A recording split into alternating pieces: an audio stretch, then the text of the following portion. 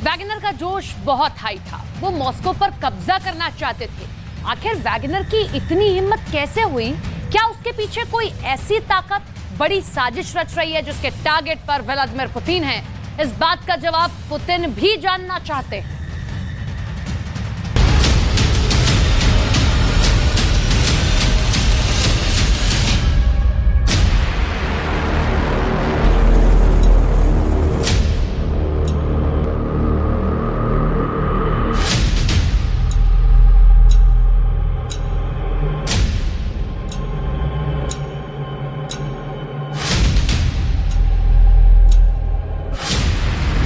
आखिर वैगनर ने क्यों ले ली पुतिन से टक्कर? कैसे वैगनर रूस के लिए भस्मासुर बन गया?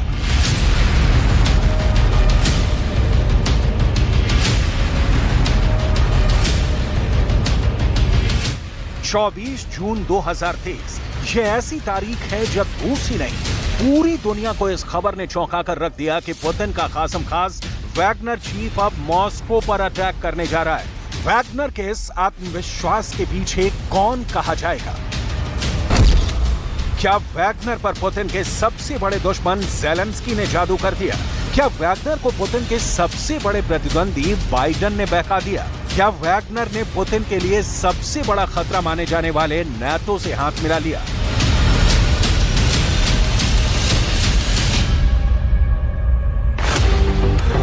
पूरी दुनिया में वैगनर के भाग जाने या उसके विद्रोही हो जाने वाले मूड के बहुत से मतलब निकाले जा रहे हैं। क्रेमलिन में भी पता लगाया जा रहा है कि बखमूत जीतने वाला वैगनर चीफ येवगेनी प्रिगोजिन अचानक रूस का दुश्मन क्यों बन गया?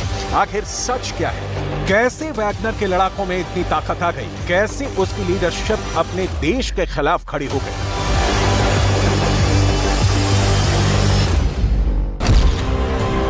हालात ऐसे बन गए कि अब तक यूक्रेन की राजधानी कीव पर कब्जा करने का प्लान बना रहा वैगनर चीफ अपने टैंकों का रुख मॉस्को की तरफ मोड़ दिया और पूरी दुनिया को लगने लगा कि अब तो यूक्रेन में जंग करने वाले रूस के अंदर ही गृह युद्ध शुरू हो जाएगा। वैगनर रूस के मिलिट्री के टॉप ब्रास यानी सेना के नेतृत्व को कई बातों के लिए जिम्मेदार बताता है।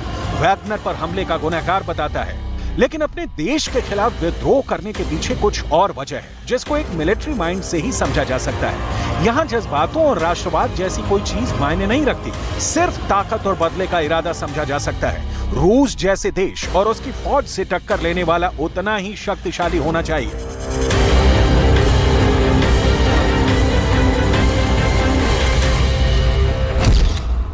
तो सवाल है कि वैगनर की ताकत क्या है, उसके हथियार क्या है, उसके मददगार कौन है?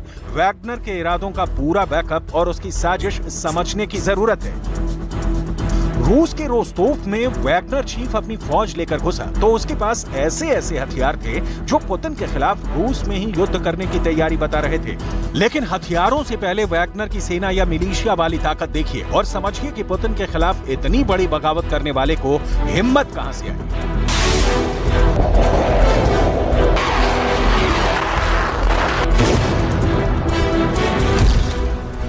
अमेरिका दावा करता है कि वैगनर के पास 50,000 से ज्यादा सैनिक हैं। इनमें 40,000 से ज्यादा आपराधिक छवि वाले लड़ाके हैं जो कभी जेल में थे और फिर वैगनर के झंडे के तहत आकर यूक्रेन में युद्ध करने के लिए राजी हो गए।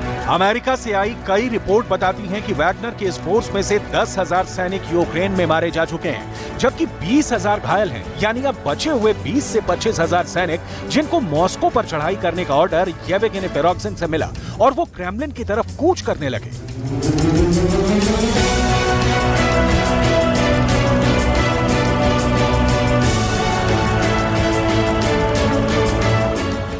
I don't think that Putin's reputation will suffer greatly because Putin enjoys support inside the country. And yesterday, it has become clear when some of the armed forces refused to join the Wagner group, so Wagner's so-called rebellion.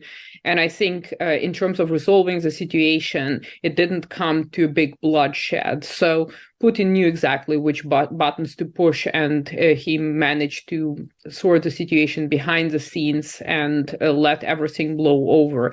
So I don't think that his rule will be undermined through this one incident. ऐसी force का मुकाबला Putin के लिए करना कोई मुश्किल बात नहीं। पुतिन के पास सेना में 10 लाख से ज्यादा फोर्स है। हालांकि इसमें से 3 लाख सैनिक ही यूक्रेन के युद्ध में उतारे गए हैं। लेकिन अपने ही देश के लड़ाकों से युद्ध करने का मतलब है कि पुतिन को भी बड़ा नुकसान उठाने के लिए तैयार रहना होगा। अब वैगनर को यही लगा कि उसकी फोर्स पुतिन के लिए परेशानी बन सकती है, पुतिन को झुकने पर मजबूर कर सकती है, क्योंकि रूस की फौज तो पहले ही एक युद्ध लड़ रही है और मॉस्को में अगर लड़ाई हुई तो पुतिन का पूरा रॉ, परमाणु बम वाला गुरूर और नेटो को एक बयान से हिला देने वाली ताकत पूरी हिल सकती है। Important thing is that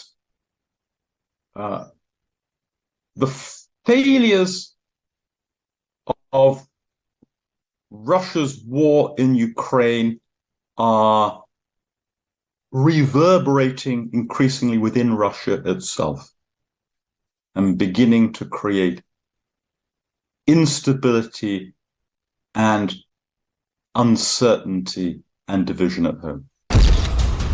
Wagner की फौज में रूस के रिटायर्ड सैनिक भी हैं, लेकिन इसमें कई और देशों के पूर्व सैनिक भी हैं जिनकी उम्र 55 वर्ष तक है।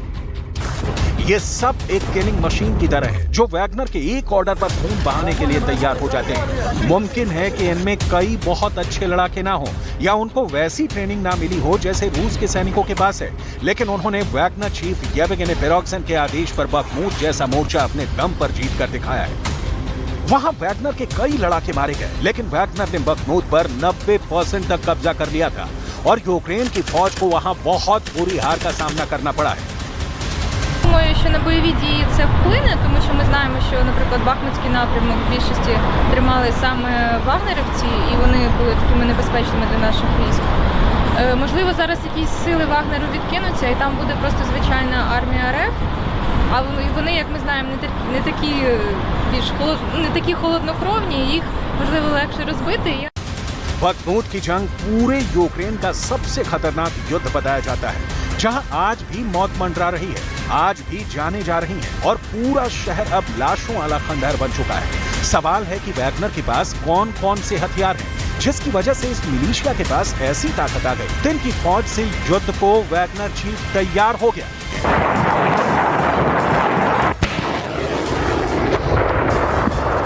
Я свой скраб читала новости, была очень удивлена, я пока не знаю, как к этому относиться. Но в любом случае очень печально, что это происходит, и жалко наших выпускников. वैगनर के पास T-72 जैसा खतरनाक टैंक है, यानी ये फोर्स टैंक के साथ एक पूरी आर्मर्ड कोर की तरह युद्ध लड़ रही है। T-72 टैंक को ही दुनिया ने रोस्तोव की सड़कों पर देखा, वहीं के मिलिट्री हेडक्वार्टर के बाहर देखा। ये वैगनर के बख्तर वाली ताकत है जो खुद पुतिन ने युद्ध से पहले उसे सप्लाई की थी ताकि वो यूक्रेन की फौज के खिलाफ मजबूती से लड़ सके। इस टैंक के जरिए बखमूत में वैगनर ने कई मोर्चे जीते, कई जगह वो T-72 लेकर ज़ेलेंस्की की पोस्ट रौंदता हुआ आगे बढ़ गया। लेकिन जब रूस के मिलिट्री लीडरशिप के साथ उसकी बात बिगड़ी तो येवगेनी प्रिगोजिन ने बस एक फैसला किया जिसने पुतिन का ब्लड प्रेशर भी कई गुना बढ़ा दिया।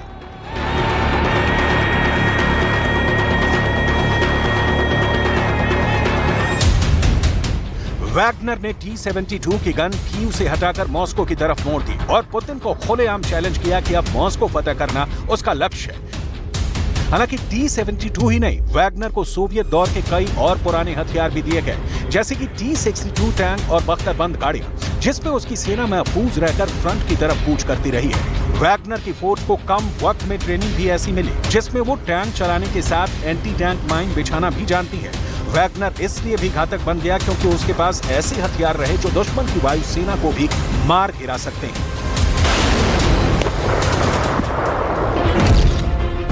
वैगनर के पास एयर डिफेंस मिसाइल भी है।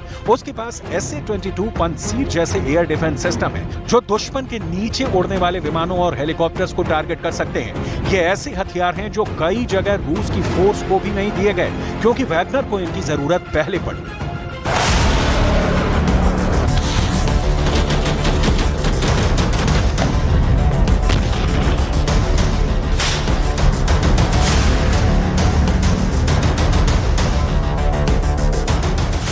Wagner in air defence system को लेकर रोस्तोव में टहलने लगा और फिर उसने दावा किया कि रूस के कुछ हेलीकॉप्टर भी उसने मार गिराए हैं। वैगनर के हौसले के पीछे उसके कुछ हथियार डील भी रही है। जो उसने सीधे उत्तर कोरिया से की। उसने उत्तर कोरिया से तोप के गोले मंगवाए और उनके जरिए बखमूत में जीत हासिल की।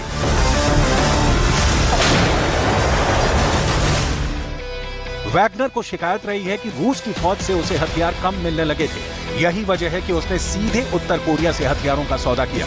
कुल मिलाकर वैगनर की छोटी लेकिन बहुत ही खतरनाक फौज का मालिक है, जो उसके एक इशारे पर जान लेने और जान देने के लिए तैयार हो जाती है। पुतिन के किचन से निकलकर वैगनर कंपनी का बॉस बनने वाला येवगेनी प्रिगोजिन युद्ध लड़ने वाला बड़ा ठेकेदार बन चुका है।